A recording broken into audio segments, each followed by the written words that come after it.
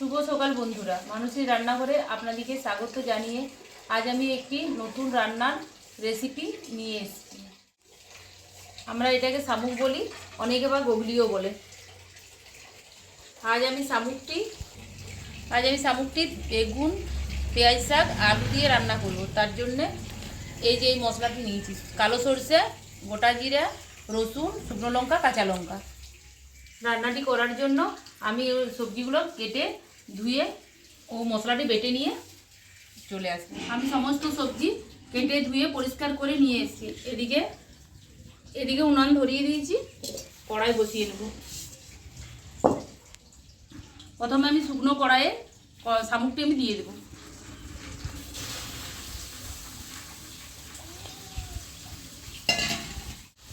শামুকের উপর থেকে আমি অল্প নুন আর হলুদ দিয়ে দেবো।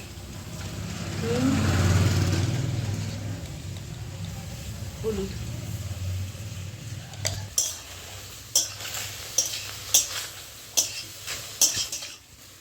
এই জলটি ভালো করে আমি শুকনো করে নেব।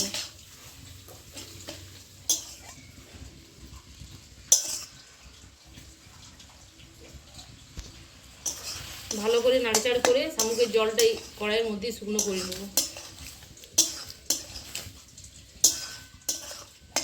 শামুকের থেকে কত জল বার হচ্ছে। শামুকের জলটি আমি ভালো করে শুকনো করে নিয়েছি। এর উপর থেকে আমি সরষের তেল দিয়ে দেবো। সরষের তেল দিয়ে আমি শামুকটি ভালো করে ভেজে নেব।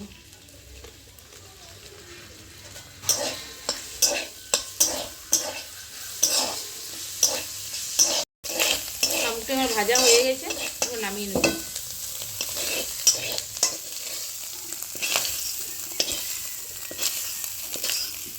ভাজার পর আমি কড়াইটি পরিষ্কার করে ধুয়ে এনে বসিয়েছি। কড়াই গরম হয়ে গেছে। পুরো রান্নাটি করার জন্য আমি পরিমাণ মতো সরষের তেল দিয়ে দিচ্ছি। তেলটি গরম হয়ে গেছে। আমি ফোড়নের জন্য 2টো শুকনো লঙ্কা আর 5 ফোড়ন দিয়ে দেব।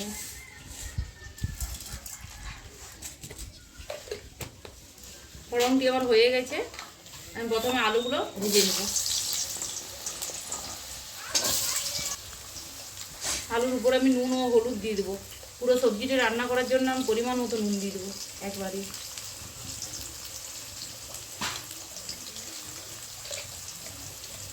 হলুদ,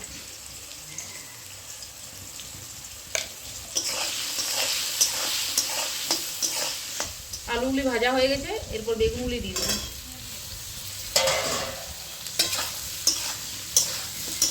বেগুনগুলি দিয়ে ভালো করে আমি ভেজে নেব। আলু ও বেগুন আমি ভালো করে ভেজে নিয়েছি। এরপর ভেজে রাখা শামুকগুলি দিয়ে দেবো।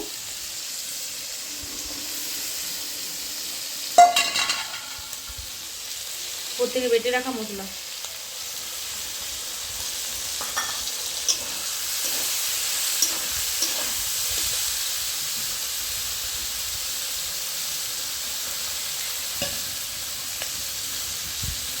বাটি ধোয়া জল একটু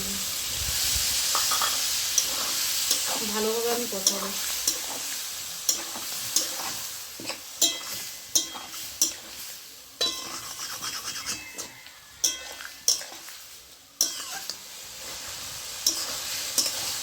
আলু, বেগুন ও শামুক ভালোভাবে আমি কষিয়ে নিয়েছি।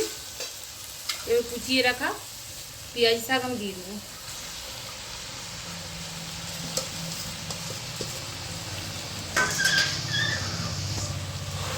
পেঁয়াজ শাকটা আমি আগে ধুয়ে নিয়েছিলাম, তারপরে কেটেছি।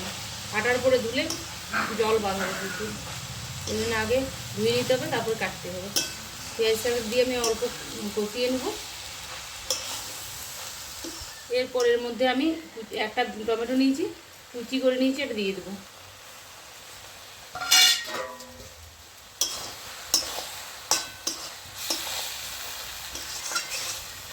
ঢাকা দিয়ে রেখে দেবো 5 মিনিটের মতো। 5 মিনিট হয়ে গেছে, আমি ঢাকাটি খুলে নেব।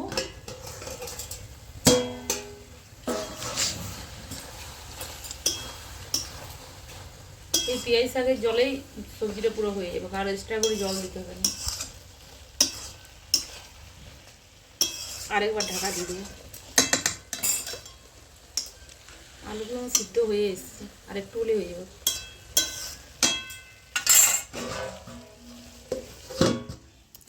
আরও মিনিট 5-এর মতো ঢেকে রেখেছিলাম। এরপর আমি ঢাকাটি খুলে নেব।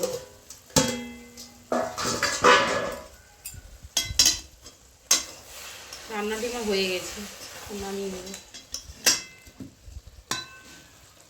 যে পাত্রে আমি শামুকটা ভেজে রেখেছিলাম সেই পাত্রে আমি নামিয়ে নেব।